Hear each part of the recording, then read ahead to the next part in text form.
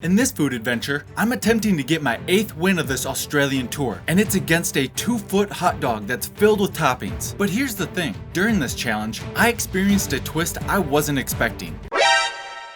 But before embarking on my food adventure, I wanted to check out this place a bit, because I was really digging the Western Texas vibe here. Also, bonus points to the restaurant for having a barrel of free peanuts that you can help yourself to, which I think is pretty cool. And for those of you wondering, as far as a status update on you-know-who, once an addict, always an addict.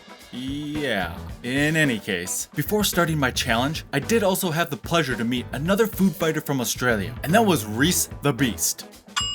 Which I love that name, by the way. And fun fact, he also represented Team Australia alongside Jamie and Isaac in the international eating competition Battle of the Big Eaters. Actually, he was the final person I had to meet from what I like to call the Australian Eating Avengers, because I'd actually met the other member, Cole the Conqueror, earlier on this trip, and that was the same day I did that schnitzel challenge with those very rambunctious rugby gals. And while we're still on the topic of Australian eaters, we had 2 more challengers that would be attempting today's challenge, and that was Mr. Lemon Blossom himself and Reese's wife, Mabel. Okay, no worries. 3, 2, 1, go. Good luck.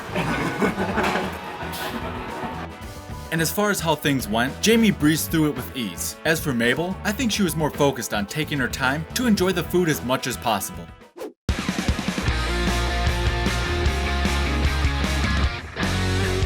And let the food adventure begin, as I am at Lone Star Ribhouse in the Kotara area of Newcastle, New South Wales of Australia, taking on their 2-foot Dallas Dog Dare Challenge. Now for this challenge, you have a 2-foot hot dog, and it's covered in toppings. Things like chili, cheese, a few peppers in there, then you've got the 2 eggs, and also some chips. Now for this challenge, you only have 20 minutes to finish it, and if you win, you get a $25 Australian dollar voucher to use later, and you'll get your picture up on their wall of fame. Now in full transparency here, this is typically a pay-to-play challenge, but in this case, the restaurant was willing to make an exception and let me use the voucher to pay for the meal if I was able to win.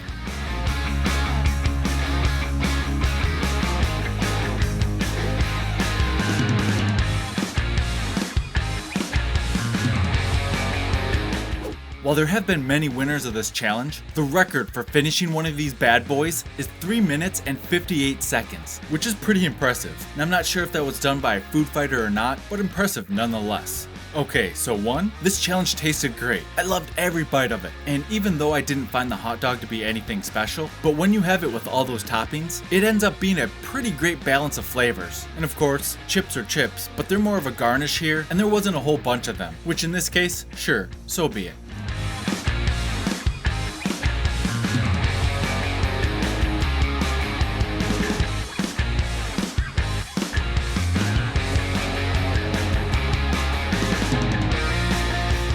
Okay, so there was actually something about this challenge that surprised me, and it has to do with the bread, because I figured it would be on the toasted or crunchier side of things, but it actually wasn't. It was actually pretty soft, like incredibly soft, and even a bit on the fluffier side. And before I started, I was going into this thinking that my chances of finishing within the 20 minutes were pretty much all but guaranteed. But after taking several bites of the hot dog and just realizing how soft the bread was, I ended up taking a few seconds to think about it, but then deciding to set my sights on seeing if I could finish this thing in record time and claim the top spot by finishing this in under the 3 minutes and 58 seconds.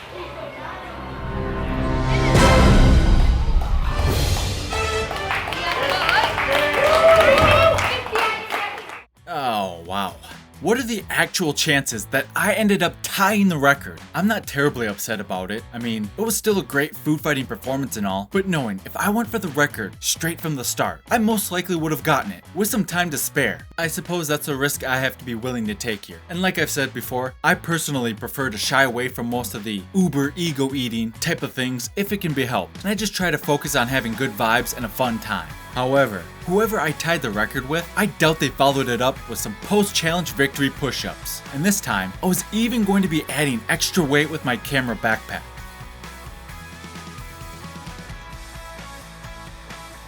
And with that, I grabbed a few peanuts for the road, leaving Kotara, once again, a champion.